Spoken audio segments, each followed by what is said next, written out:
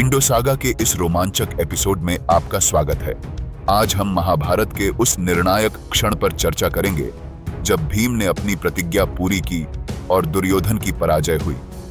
देखिए कैसे बलराम का क्रोध और युधिष्ठिर की दया धर्म अधर्म के इस युद्ध में आमने सामने आते हैं। साथ ही जानिए अश्वत्थामा के अंतिम प्रतिशोध की कहानी। जुड़े हमारे साथ इस महाकाव्य की गाथा में, जहां हर कदम पर युद्ध और छल के बीच गहरे संदेश छिपे हैं। इंडोसागा के इस एपिसोड को जरूर देखें।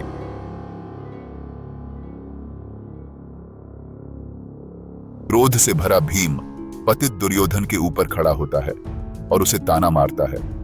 अभागा, आपने सभा में द्रौपदी का मजाक उड़ाया, अब परिणाम भुगतना पड़ रहा है। अपनी आंखों में क्रोध के साथ वह दुर्योधन के सिर पर लात मारता है और घोषणा करता है, आप जो हमें गाय कहकर हंसते थे, अब हमारी बाहों की ताकत से हार गए हैं, छल से नहीं। युधिष्ठिर, कृष्ण और अन्य लोगों की ओर मुड़ते हुए भीम कहते हैं, द्रौपदी के कपड़े उतारने वाले दुर्योधन अब नहीं रहे। चाहे हम स्वर्ग में उठें या नरक में गिरें, इससे कोई फर्क नहीं पड़ता, न्याय हो जाता है। युधिष्ठिर भीम के कार्य को अस्वीकार करते हुए उससे कहता है, आपने अपनी प्रतिज्ञा पूरी कर ली है। भीम, दुर्योधन के सिर पर लात मारना बंद करो। वह हमारा भाई और राजा है, दया के योग्य है, दुर्व्यवहार के नहीं। हमने उसे हरा दिया है, उसे रहने दो। भावनात्मक रूप से युधिष्ठिर दुर्योधन के पास जाता है और कहता है, आपके अहंकार और लालच ने इसे जन्म दिया और अब आपको इसके परिणामों का सामना करना पड़ रहा है। जब आप स्वर्ग में जाते हैं तो हम दुख और विधवाओं के अभिशापों के बोझ तले दबे रहते हैं। दुख में डूबे युधिष्ठिर रोते हुए रो पड़े। जब भीम ने दुर्योधन की नाभि के नीचे प्रहार किया तो गदा युद्ध में निपुण बलराम क्रोधित हो गए। बलराम नियम तोड़ने के लिए भीम की निंदा करते हैं और गुस्से में अपना हल हथियार उठाते हैं और भीम की ओर दौड़ते हैं। कृष्ण तुरंत बलराम को यह कहकर शांत करते हुए रोकते हैं, पांडव हमारे रिश्तेदार हैं और यह भीम का कर्तव्य है कि वह अपनी प्रतिज्ञाओं को पूरा करे। युद्ध में सफलता और विफलता धर्म का हिस्सा है और हमें इस परिणाम को स्वीकार करना चाहिए। कृष्ण बलराम को याद दिलाते हैं कि भीम ने दुर्योधन की जांघों को तोड़ने की शपथ की थी और मैत्रेय के अभिशाप ने भी यही भविष्यवाणी की थी। अपने क्रोध के बावजूद बलराम जोर देकर कहते हैं कि धर्म का उल्लंघन किया गया है।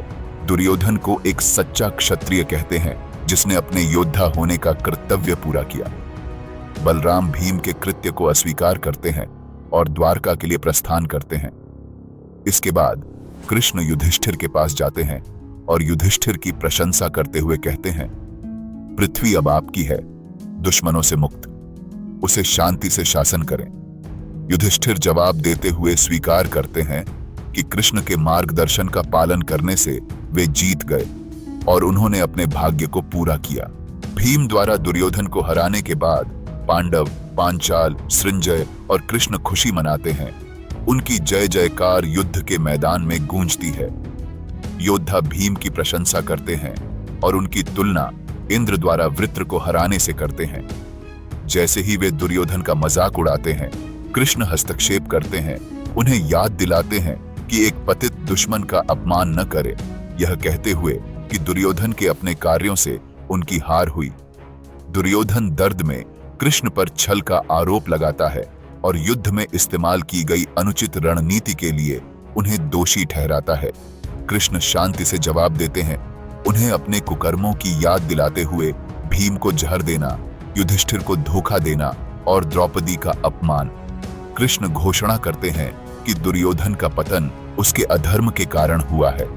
पश्चाताप न करते हुए दुर्योधन गर्व से दावा करता है कि उसने एक परिपूर्ण जीवन जिया और स्वर्ग के लिए बाध्य एक योद्धा की मृत्यु हो ही जाती है।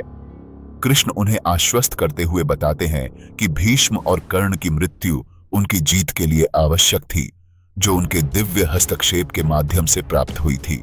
पांडव अपने सहयोगियों के साथ अपने तंबू में लौटते हैं। उनके हौसले बुलंद हो जाते हैं। दुर्योधन के वीरान तंबू में प्रवेश करते हुए उन्हें केवल महिलाएं और कुछ सलाहकार मिलते हैं। कृष्ण और अर्जुन अपने रथ से वहां पहुंचते हैं। कृष्ण अर्जुन को पहले उतरने का निर्देश देते हैं और कृष्ण के नीचे उतरने के बाद अर्जुन के रथ और कपिध्वज ध्वज में अनायास आग लग जाती है और वह जलकर राख हो जाता है। आश्चर्यचकित होकर अर्जुन पूछता है कि क्यों? कृष्ण बताते हैं कि अस्त्रों ने पहले ही रथ को नष्ट कर दिया था, लेकिन उनकी उपस्थिति के कारण यह बरकरार रहा। अब जब युद्ध समाप्त हो गया है तो रथ की अब आवश्यकता नहीं है और वह राख में बदल गया है। कृष्ण गर्व से युधिष्ठिर को गले लगाते हैं और कहते हैं, नियति ने आपको जीत दिलाई है और मेरी सुरक्षा के माध्यम से अर्जुन और आप सभी इस खूनी युद्ध से बच गए। युधिष्ठिर भावनात्मक रूप से कृष्ण को धन्यवाद देते हैं, यह स्वीकार करते हुए कि उनकी सफलता उनकी कृपा के कारण थी, जैसा कि महर्षि व्यास ने भविष्यवाणी की थी।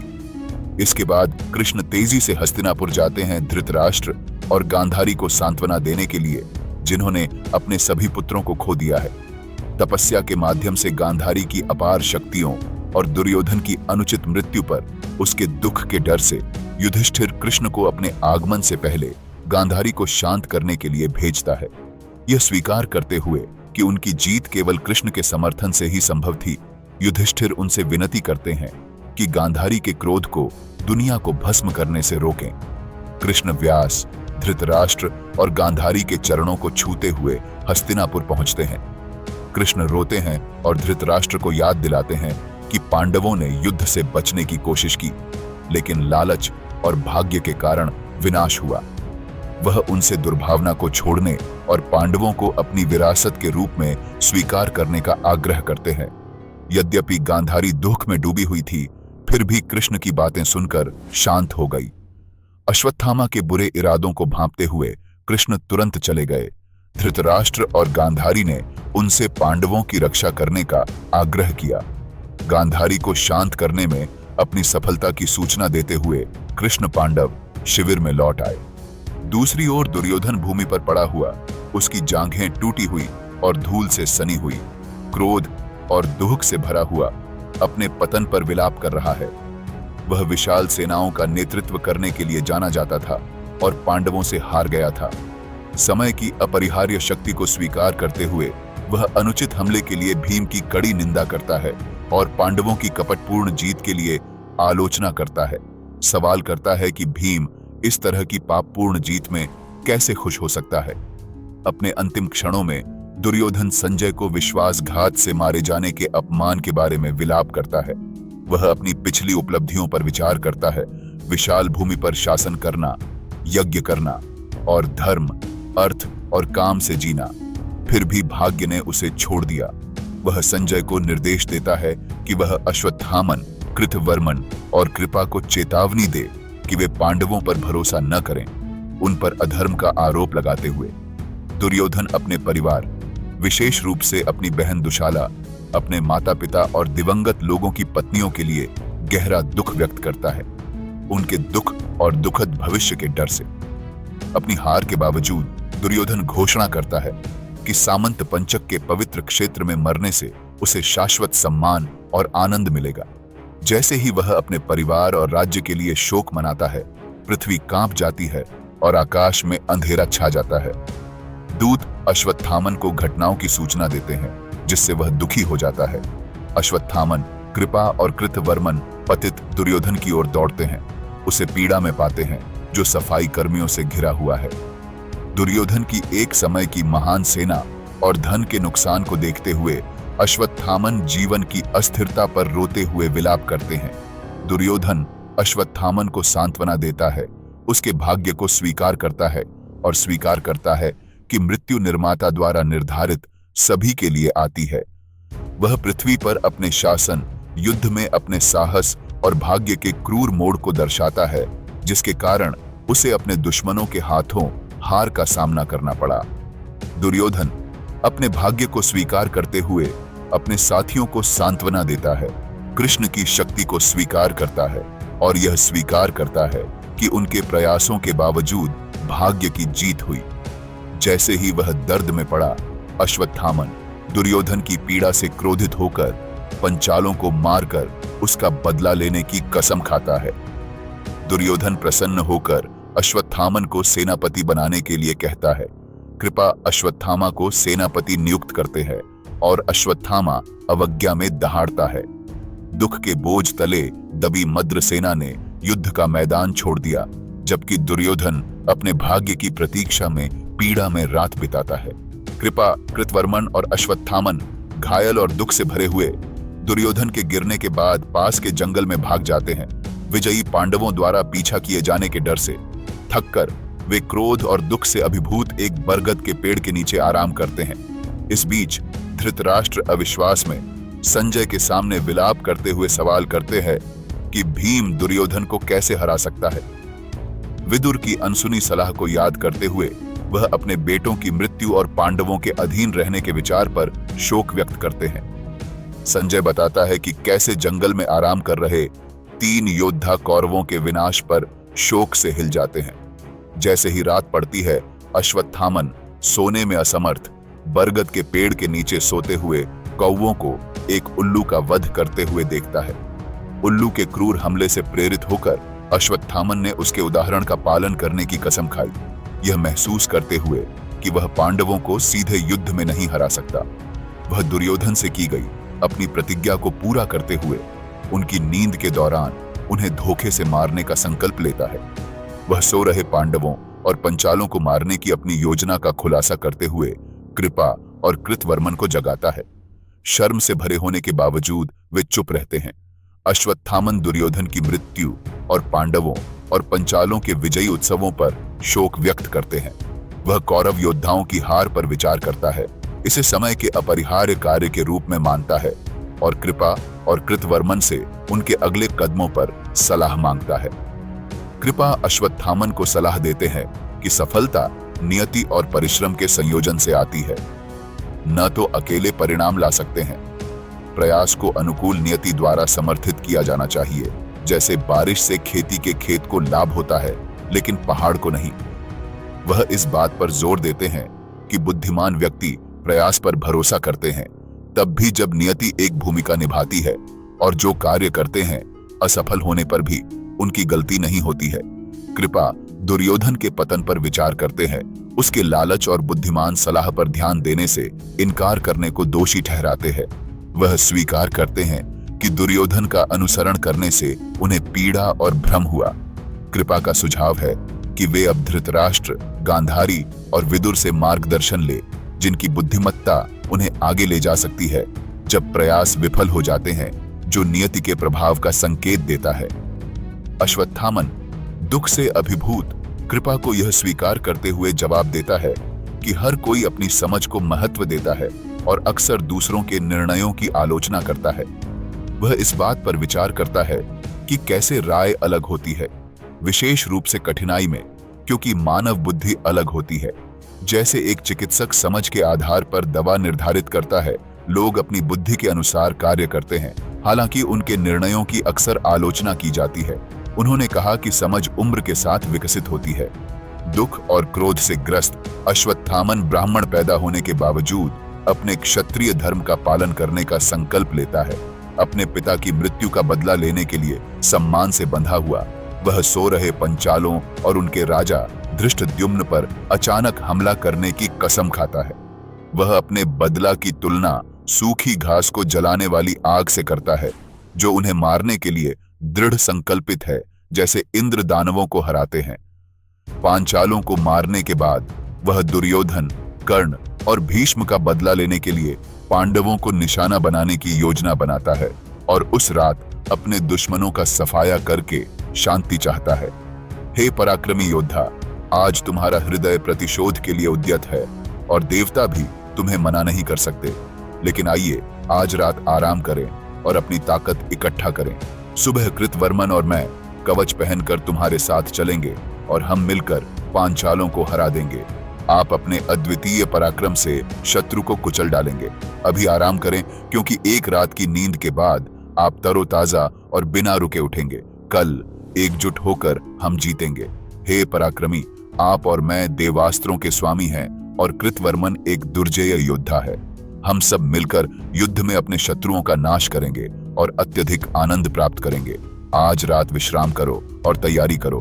कल के लिए हम धनुष खींचकर आगे बढ़ेंगे और पांचालों को कुचल डालेंगे। जैसे इंद्र असुरों को मारते हैं, वैसे ही तुम उन्हें मार डालोगे। संयुक्त होकर कोई भी, यहाँ तक कि वज्रधारी भी, हमारे विरुद्ध खड़ा नहीं हो सकता। क्रोध और शोक से भरे द्रोण के पुत्र ने उत्तर दिया, जब मेरे भीतर हार, क्रोध और प्रतिशोध की आग जल रही हो तो मैं कैसे सो सकता हूँ। पांचालों द्वारा मेरे पिता की हत्या के विचार से मेरा हृदय व्यथित हो गया है। मुझे धृष्टद्युम्न और उन सभी जिम्मेदार लोगों को मारना होगा। मैं यह जानकर कैसे जी सकता हूं कि मेरे पिता की मृत्यु का बदला नहीं लिया गया है। द्रोण के पुत्र दुख और क्रोध से भरे हुए कहते हैं। सुयोधन के दुख भरे शब्दों को सुनकर कोई कैसे नहीं रो सकता। मेरा दुख और भी गहरा हो गया है क्योंकि मेरे सहयोगी हार गए हैं। कृष्ण और अर्जुन द्वारा संरक्षित होने के बावजूद मैं अपने भीतर उभर रहे क्रोध को शांत नहीं कर सकता, कुछ भी नहीं कर सकता, और मेरे दोस्तों की हार से मेरा दिल जलता है। लेकिन एक बार जब मैं अपने दुश्मनों को उनकी नींद में मार डालूंगा तो मुझे शांति मिलेगी। बुद्धि या आत्मसंयम से रहित व्यक्ति अपने वरिष्ठों की सेवा करके भी धर्म को नहीं समझ सकता। विनम्रता के बिना अकेले बुद्धि भी धार्मिकता को समझने में विफल रहती है। आत्मनियंत्रण और बड़ों का सम्मान करने वाले लोग धर्म को समझते हैं और विवादों से बचते हैं। शुभचिंतक मित्रों को पाप से दूर रहने का मार्गदर्शन करते हैं, और जो लोग ऐसी सलाह पर ध्यान देते हैं वे समृद्ध होते हैं और दुख का सामना नहीं करते हैं।